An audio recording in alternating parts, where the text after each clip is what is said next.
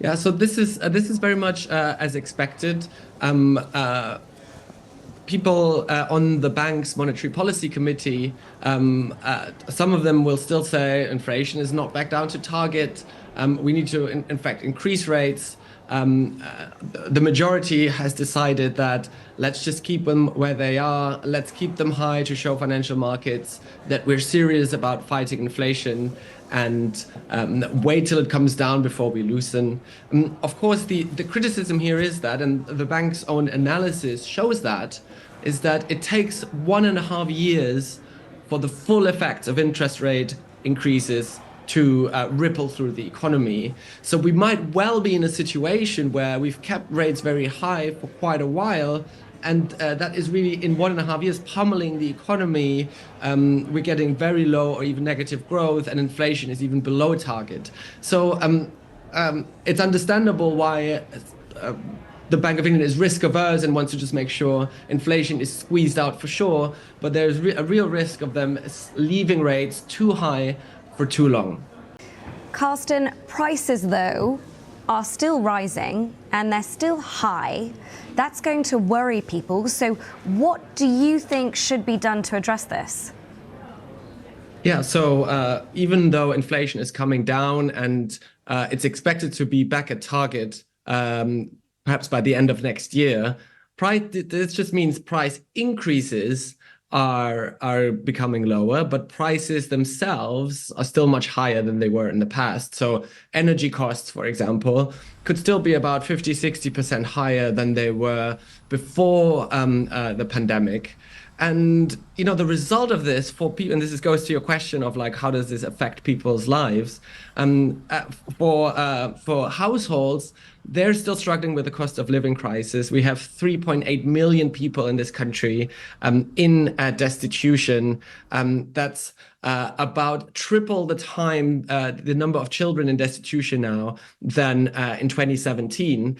And the reason for this is, a big reason, is that benefit levels are not keeping up with the cost of living. In fact, benefit levels are on course to be on the lowest level in history by 2030. So we really need to look at the impact of inflation and that it has had on people's lives and really think, have we really done enough?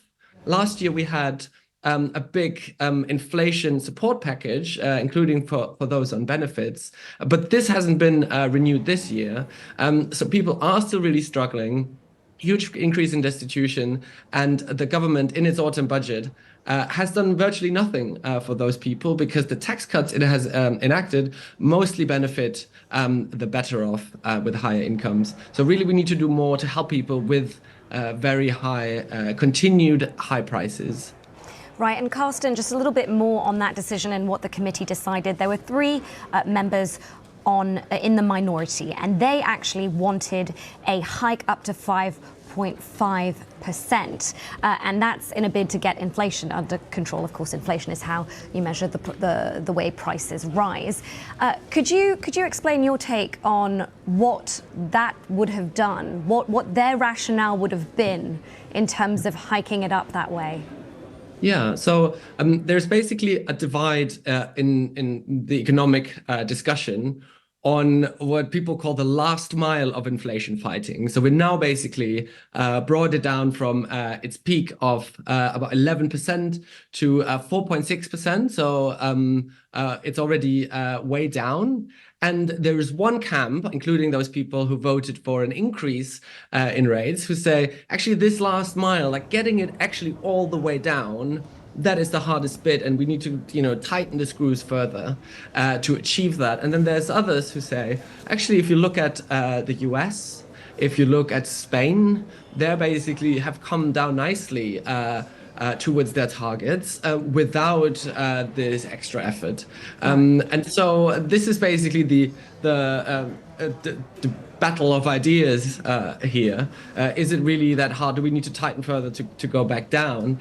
And, it is exactly those examples in other countries that show actually we've already seen this is possible without inflicting much further pain.